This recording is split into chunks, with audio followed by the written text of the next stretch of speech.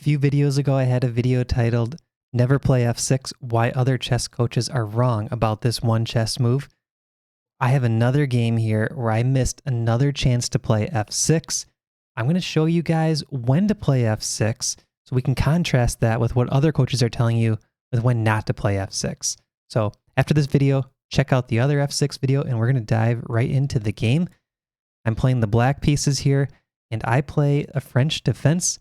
My opponent plays a specific line in the French that I wanted to go for. So after d5, he tends to play knight to d2. And I have a video on this upcoming line as well from the white side, but this is the line, I believe I showed it to him at one point, and I knew he played it as white. And I wanted to get into this style position because I had some ideas here that I could throw at him that maybe would surprise him a little bit. But in the game, instead of knight to c3, he played knight to d2. So, or I'm sorry, he played knight c3 instead of knight d2. So now after knight f6, e5, I retreat. We're kind of both on our own here. Neither of us had this theory memorized, but we're still following mainline theory right up until this point. And now the best move is bishop to e3 for white, and the engine's saying small advantage white if you play bishop e3. But he played knight to e2. Now I was sensing that this position is pretty much going into that position that I wanted to get. So we're going to get this interesting battle after pawn to c3, where white has this big pawn chain and the pawn on f4, and black has these light square pawns, and then the pawn on c5 applying pressure to d4. So interesting dynamic position. And after c3, what do you think the best move for black is? If you guessed pawn to f6, you are correct. Now there are a couple other moves that are pretty close to f6 in terms of eval, but f6 is a great move here. And the way I want you guys to remember this is when you have pawns on f7, e6, and d5, and your opponent has a pawn on e5, you should almost always look to play f6. Now, one exception to that rule could be if you already have enough pressure, let's say on the d4 square. So you can see I have pawn, knight, and queen all attacking it. That's 3 attackers. Sometimes in the Caro-Kann lines, this d7 knight can get to f5, bringing a 4th attacker on this pawn, and that can be enough to win you the game, especially if this bishop got out to g4, traded off this f3 knight, because then that's one less defender on the d4 pawn. But in this case, we don't have enough pressure on any of the other pawns. f6 is a move that should be heavily considered, and more often than not, it is the best move, or at least the best plan. I played pawn to a5, white goes g4. So he's expanding on the king side. Now, what do you think the best move is here? If you said f6, you are correct. It's also good to play c takes d first, but you want to play f6 as your main plan long term. So I played c takes d, c takes d. Now here, let's look at f6. It's the top move. What if white plays h4? Goes all out for this kingside expansion. It looks scary, right? We potentially weaken this pawn. If this e6 pawn is weak, maybe d5 becomes weak. But here, we can play f takes e5 after f takes, bishop to b4 check, freeing up this castling move, king f2. And now we have knight c takes e5 brilliancy because this d pawn is pinned to the king. And if white plays a different move here, like let's say bishop to d2 to block the check, now we can castle. Our rook is flying down the f-file, and if rook h3 is played, natural looking move, again, there's knight takes e5, and this is just nasty. If knight takes back, knight takes, there's no pawn takes because queen f2 is checkmate. So black is all over white in this position, and it all started with pawn to f6 here on move 10. Now, what if white plays the strongest move, a3, a bit more defensive, not allowing our bishop to come out easily with check, not overexpanding on the king side? Well, here we can simply take on e5, pawn takes back, and now knight d takes e5, piece sacrifice, and after pawn takes, bishop to c5, we can castle, the rook's on the f-file, and we have a very strong attack here. So this is coming out of a solid French defense opening. You play f6, you tear open the center, that's where you get your counterplay. If you don't play f6, this is a very passive position. Look at how these pieces are getting jumbled back here. There's not a great way to get all of these minor pieces developed. So I played h5 in the game, and let's see what happens. G takes h. Now, this was a position where I misunderstood the pawn structure on the king side. I thought eliminating this g pawn was going to weaken white's king. Well, actually, it weakens my g and f pawns. These pawns are easier for white to attack because white's going to simply play pawn to h4. It's got the pawn on f4. The knight can head to g5. Everything is very solid for white, and white has a kingside advantage. So this is a takeaway for me. I need to learn from this. My best move here is rook takes h5, but I played bishop to b4 check. And this is encouraging a good move. King to f2. The king actually sits pretty well here. Now I take knight g3, hitting the rook. King g2, getting his king to safety. And this kind of gets him off of this diagonal too, so there's no tricks with knight takes e5 anymore. So I retreat. I bring the knight back. And in this position, I'm thinking, okay, I knew I was a little bit worse. The eval is saying 1.1. I didn't know it was quite that bad. My plan is, let's play bishop to d7, queenside castle, and let's get counterplay on the king side. Let's get opposite side castling. So when you're in a position where you feel you're a little bit worse, you want to create dynamic play. You want to make it more likely for your opponent to make a mistake. You don't want a simple conversion for them to get the win. So that's what I'm going for here. I'm trying to make it messy. He plays bishop to d3. This is good timing because I cannot play knight takes d4 here. There's this trick. Knight takes, and if I try to win the pawn, bishop to b5 check picks up my queen. So I first play bishop to d7, now threatening this, and he retreats the bishop back to c2, a strong move, pointing over to the king side where white already has the advantage. Look at all those pieces ready on the king side. That f-pawn wants to push really badly, opening up this bishop, and my pieces are still having a bit of trouble getting into the game, all sitting back here behind this pawn chain. So I castle. a3, king b8. Now the position is improving for me. It's a small advantage for white, opposite side castling. Bishop e3. I'm trying to improve my pieces a little bit, getting this rook active, going for queenside play. My opponent's going for b4. And now this is where things start to get spicy. After knight to g5, the threat is simply knight takes f7. And I did find the strongest move here. Pawn to f6, chess.com gave it the exclam symbol. Usually I'm afraid to play f6 because it weakens e6. In this case, the knight guards, the queen guards. My king was already over here on b8. But I need to be okay with playing it when my king's sitting on e8 or g8. So again, pawn to f6.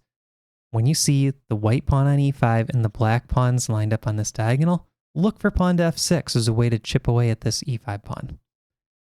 E takes f.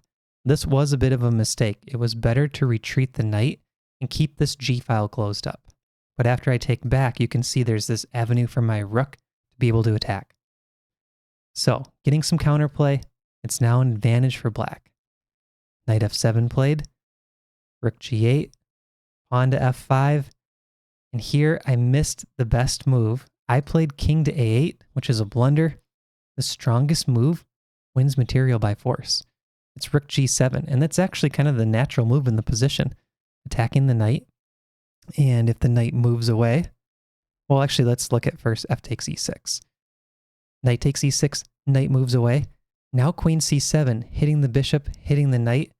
White's losing material by force. But in the game, king a8 played bishop to f4. And this is just a wild position. The best move for white is actually knight to h6. But bishop f4 played. Rook to g4. And here I'm trying to play active. The queen on d2 is trying to defend both bishops at the same time. I'm attacking both bishops at the same time. So I want this queen to be overloaded on d2. Bishop to d1 played, hitting my rook. I drop the rook back. Knight to h6.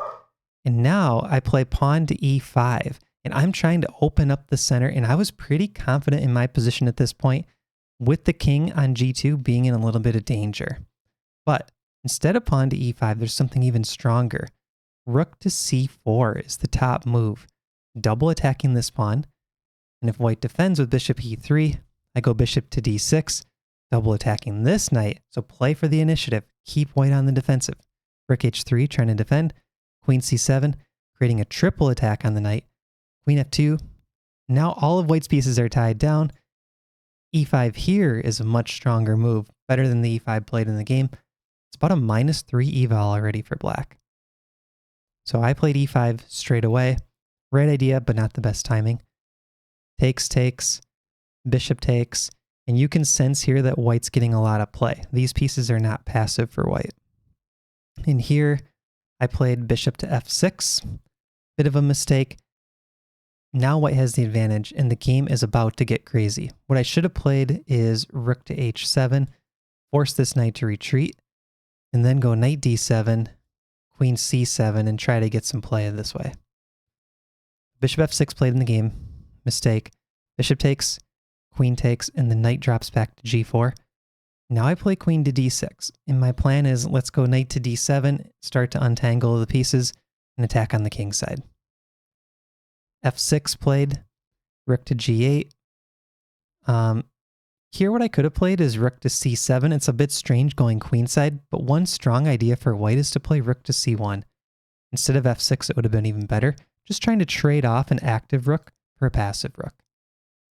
But I played rook g8, and now there's a blunder by white, and I got overconfident here. I felt I was completely winning after queen takes f6, and I missed an idea here after knight g3, queen d6, rook c1, takes, takes.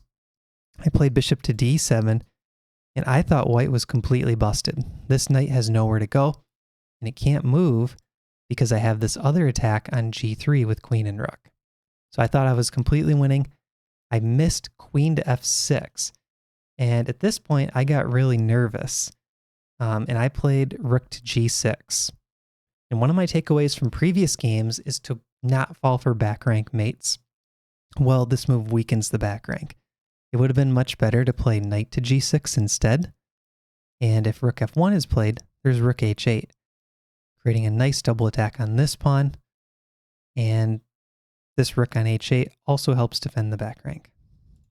So rook g6 played, queen h5, now pawn to d4, trying to open up the bishop on the long diagonal. But rook f1, and all of a sudden, white's getting some counterplay. This is getting scary to play for black. I probably should just simply play rook to g8 here, get that rook back on the 8th rank. But first I check, and the bishop was actually better applying pressure to the knight, because now the king safely goes to h3. So remember back earlier when I played bishop to b4 check, and the king improved, king f2? Same mistake here. I play bishop to c6 check, and the king improves himself by moving to h3. So here I play rook to g8, bishop to b3, and my opponent, besides the very next move, finds a series of 5 or 6 strong moves in the next 7 moves. So bishop to b3, poking at my rook, knight c6. This is the one mistake in the series for white. Rook f6 was the strongest move, but he played queen f7, and I think it was still a good practical choice. Because the only good move for black here, to prove this wrong, is bishop to g2 check. After king takes, rook takes g4, queen e8, knight d8, somehow the position is very close to equal. But I did not see that. I played defensive, rook e8. And here knight f6 played, super strong move, hitting the rook, which needs to guard the knight. And then queen check, I block, and now there's this super strong knight f5, creating the fork. And things really just collapse from here. I play rook e3, takes, takes, rook d1. I throw in this check, queen check, and then one last try, e2. But after the queen takes c6, there's really nothing here. The dust settles, and I am down 2 pawns in an endgame where the bishop is also stronger than the knight, and I went on to lose this game very quickly. So, main takeaways from the game. What can we learn from our classical games? I think taking the opportunity to play f6 in those pawn structures is a big one. I've had this takeaway in at least a half a dozen classical games. I still need to learn. Play f6 in those positions. Also, I need to work on tactics and calculation and the psychology of not spotting your opponent's move and just playing the board at that point. So I missed the queen h6 idea. I got overconfident, and it really messed with my head. I think that was part of the collapse as well. So hope you guys enjoyed this game. We will see you in the next video. Make sure to check out the other pawn to f6 videos on the channel. Thanks for watching.